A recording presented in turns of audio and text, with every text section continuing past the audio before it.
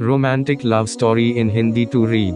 Romance से भरी प्रेम कहानियां सभी लोगों को पढ़ने भी काफ़ी ज़्यादा मज़ा आता है, क्योंकि हम सभी के जीवन में रोमांस है कि बहुत ज़्यादा मायने रखने वाली चीज़ होती है। क्योंकि romantic love story in Hindi को पढ़ने के लिए हमें नेट पर बहुत ज़्यादा मशक्क़त करनी पड़ती है, इसलिए हम अपनी वेबसाइट shortlovestory.in पर आपको romantic love story in Hindi के टॉप 10 कहानी लेकर आए हैं। हमें अपने बेहतर जीवन के सदा बेहतर जीवन साथी की तलाश करने के बाद एक उम्र जाता है जहां हमें रोमांटिक लव स्टोरी कभी ज़्यादा पसंद आने लगता है, और वही उम्र हमें अपनी शादीशुदा जिंदगी तथा वैवाहिक जिंदगी को गुजारने का समय आ जाता है। सूरज नाम का लड़का अपनी पढ़ाई के सिलसिले में घर से बाहर हॉस्टल में रहा करता था। वह अपनी पढ़ाई पोस्ट ग्रेजुएशन मतलब कि MA की पढ़ाई कर रहा था।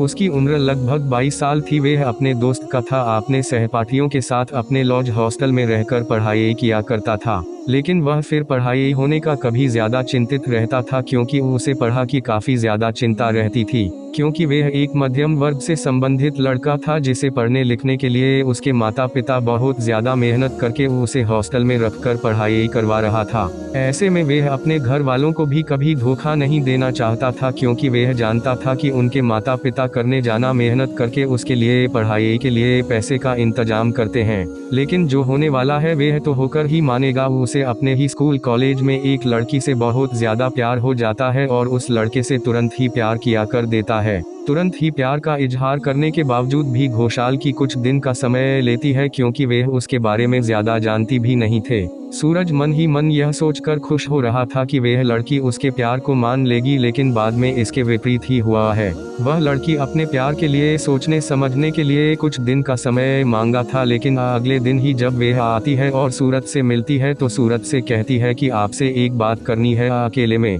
तुम्हें वह लड़की सूरज को अकेले में ले जाकर कहती है कि मैंने बहुत सोचा समझा, वहां देखा, इस नतीजे पर पहुंची हो कि मुझे आपसे किसी प्रकार की कोई भी प्यार हुआ है नहीं है, इसलिए मैं आपसे प्यार और आपका प्यार को नहीं कबूल कर सकती हूँ। जैसे सूरज की लड़की किस बात का जवाब सुनती है, वह धीरे से अपने कदम पीछे कर लेते हैं और उसको चले जाता है। धीरे धीरे कुछ दिन बीत जाने के बाद सूरज के मन में उस लड़की के विषय में किसी भी तरह की कोई जानकारी नहीं रह पाए जाते नहीं है। मतलब यह है कि सूरज को भी आप किसी तरह से किसी भी मतलब से उस लड़के से कोई भी रिश्ता नाता नहीं रह जाता है। वह पढ़ने लिखने में काफ़ी ज़्यादा तेज तथा लड़का था और घर के और परिवार के जिम्मेवारी को भी समझता था। एक दिन की बात है, उसी लड़के के साथ एक लड़की उसके साथ घूम रही थी। सूरज भी उसी मैदान में है, जबकि कॉलेज के मैदान में घूम रहा था। जैसे ही वह लड़की के साथ घूमने वाली लड़की की नज़र सुबह से पड़ती है तो उस लड़की को सूरज काफ़ी ज़्यादा पसंद आ जाता है। उस लड़की से आई लड़की जिसका नाम सोनी था।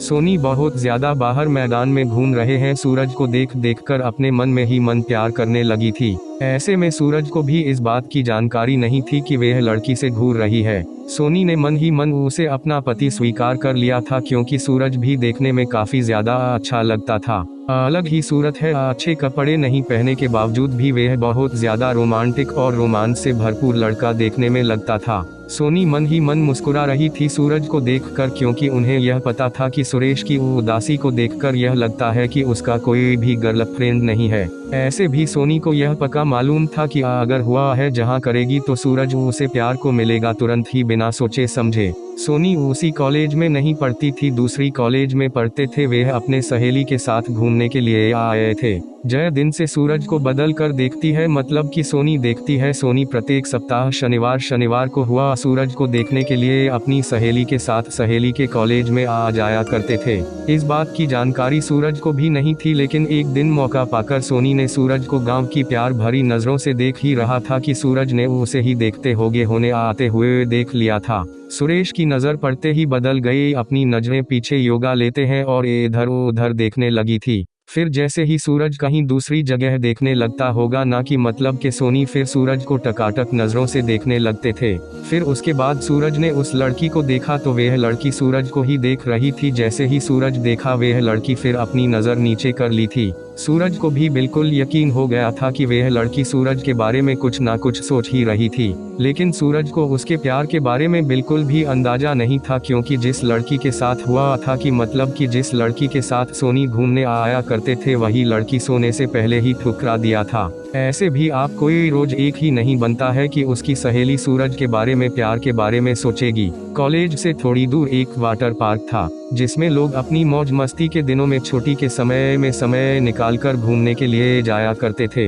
एक दिन जब वो सूरज वाटर पार्क में बेहद शांत और मन उदास होकर पानी को नहीं आ रहा था, तो उसी पार्क में सोनी देख गई थी। दोनों एक दूसरे को वाटर पार्क में देखते ही दोनों के मन में काफी ज्यादा रोमांटिक याद आने लग गए थे। अब तो सोनी पानी नीचे हमें चली गई थी, फिर उसके बाद सूरज वाटर पार्क में मस्ती के लिए चले गए थे। पानी में नहाते नहाते हम दोनों एक दूसरे के करीब आ गए थे और पानी में ही दोनों एक दूसरे का प्यार का इजहार किया। दोनों ने दोनों के प्यार के समझ के साथ साथ उसे एक्सेप्ट भी किया।